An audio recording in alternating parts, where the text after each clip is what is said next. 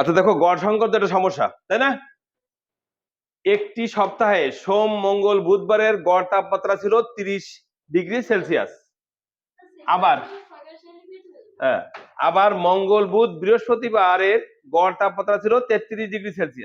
বৃহস্পতিবার 35°C তাপমাত্রা হলে সোমবারের তাপমাত্রা কত ছিল? অঙ্কটা একটু জটিল মনে হচ্ছে, তাই না? কিন্তু আমরা যদি ধারাবাহিকভাবে চিন্তা করি তাহলে অঙ্কটা সহজ। কিভাবে? আগে আমাকে প্ল্যান করতে হবে যে এখানে বারবার পড়তে হবে, পড়ে আমাকে বুঝতে হবে যে কি চাচ্ছে এবং কি দেওয়া আছে। তো এখানে একটি সপ্তাহে সোম মঙ্গল বুধবারের গড় তাপমাত্রা ছিল 30°C। আবার মঙ্গল বুধ বৃহস্পতিবারের গড় তাপমাত্রা ছিল 33°C। বৃহস্পতিবারের তাপমাত্রা ছিল হচ্ছে 35°C। সোমবারের তাপমাত্রা কত? এখন দেখো, এখানে যে 3 দিন আছে, সোম মঙ্গল বুধবার, আর এখানে আছে মঙ্গল বুধ বৃহস্পতিবার, ঠিক না? আচ্ছা, মঙ্গল বুধ বৃহস্পতিবার। এইবার এই এই তিনটে আর এই তিনটার ভিতরে কমন কি আছে বলতো? মঙ্গল আছে, এখানেও মঙ্গল আছে, এখানেও বুধ আছে, এখানেও বুধ আছে। তাহলে আমি যদি কোনোভাবে মঙ্গল এবং বুধবারের তাপমাত্রা বের করতে পারি, সেইটা আবার যদি এখান থেকে বিয়োগ করি তাহলে আমি সোমবারের তাপমাত্রাটা পাবো। এখন সমস্যা আছে বৃহস্পতিবারের তাপমাত্রা। তো এখানে বৃহস্পতিবারের তাপমাত্রা কিন্তু আলাদাভাবে দেওয়া আছে। তাহলে ফার্স্ট কাজ করতে হবে কি, এই মঙ্গল বুধ বৃহস্পতিবারের গড় তাপমাত্রা থেকে মোট তাপমাত্রা বের করতে হবে। আর মোট তাপমাত্রা বের করার পরে সেখান থেকে যদি বৃহস্পতিবারের তাপমাত্রা বাদ দিই তাহলে মঙ্গল এবং বুধবারের বৃহস্পতি তাপমাত্রা পাবো। আর সোম মঙ্গল বুধবারের বৃহস্পতি তাপমাত্রা থেকে মঙ্গল ও বুধবার দিলে সোমবার পেয়ে যাবো। Yes yes yes yes. তাহলে আমরা সমাধানটা করি।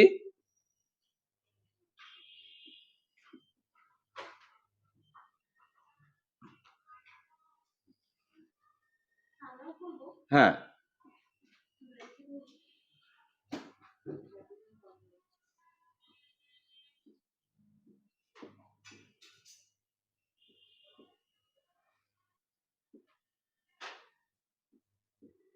আচ্ছা এখানে কয়টা দিন? 1 2 3টা দিন, তাই না?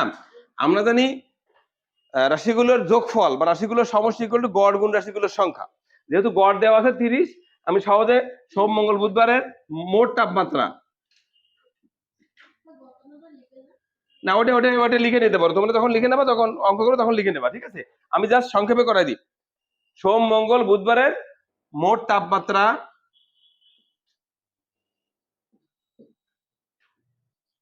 30° গুণ 3 এত সেলসিয়াস সমান 90°C। ঠিক আছে?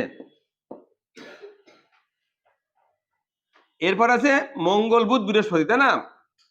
তাহলে মঙ্গল বুধ ও বৃহস্পতিবারের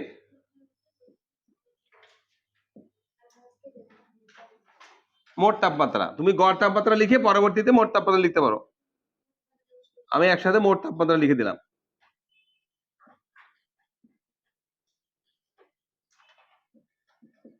এখানে আছে কত? 33, তাই না? তাহলে 33°C গুণ কয়টা দিন? 1 2 3টা দিন, 3 দিয়ে গুণ করো, 3 33 99°C। এবার কি করব? যেহেতু দেওয়া আছে বৃহস্পতিবারের তাপমাত্রা, দেওয়া আছে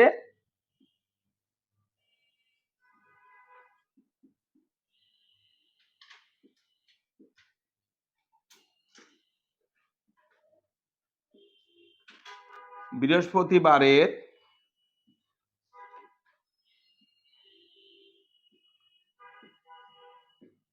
তাপমাত্রা কত? 35°C।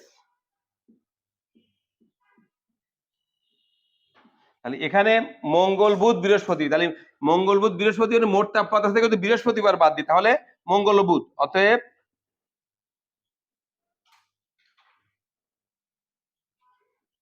মঙ্গল ও বুধ বারের তাপমাত্রা, ওই 3 দিনের তাপমাত্রা থেকে বৃহস্পতিবারের তাপমাত্রা বাদ দিতে হবে। অর্থাৎ 3 দিনের মোট তাপমাত্রা ছিল 99 বিয়োগ এত সেলসিয়াস সমান কত হলো বলো তো? 9 আর 4 3 6 64 ডিগ্রি, তাই না? 64 ডিগ্রি সেলসিয়াস। এই পর্যন্ত বুঝছো কিনা দেখো, বুঝছো?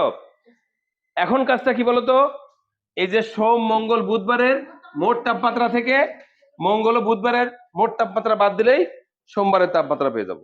ঠিক আছে?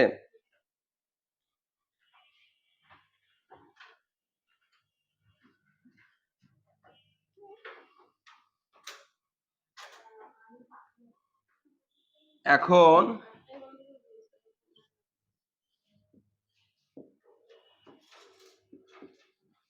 সোম মঙ্গল ও বুধবারের মোট তাপমাত্রা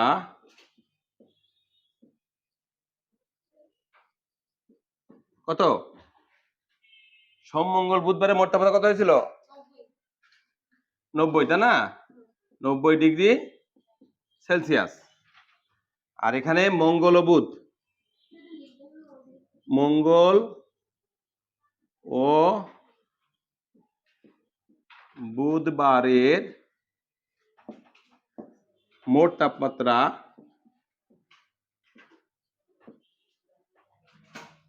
কত হয়েছে? 64, তাই না? 64 ডিগ্রি সেলসিয়াস। এখন যদি এই দুটো থেকে তুমি বাদ দাও তাহলেই অতএব সোমবারের তাপমাত্রা, দেখো এখানে কমন আছে এটা এটা এটা এটা, আর তিনটে থেকে যদি দুটো বাদ গেল তাহলে কত হবে? শুধু সোমবার। অতএব কত? 90 ডিগ্রি মাইনাস এখানে 64 ডিগ্রি, তাই না?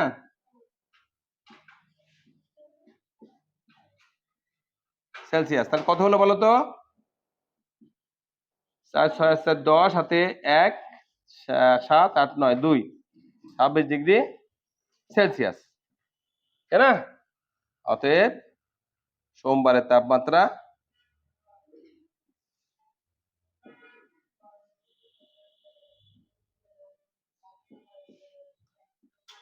26 ডিগ্রি সেলসিয়াস। বুঝছে কিনা? তাহলে এইভাবে আমরা সমস্যাটি যদি ধারাবাহিকভাবে চিন্তা করি তাহলে সমাধান সহজ হবে। ওকে।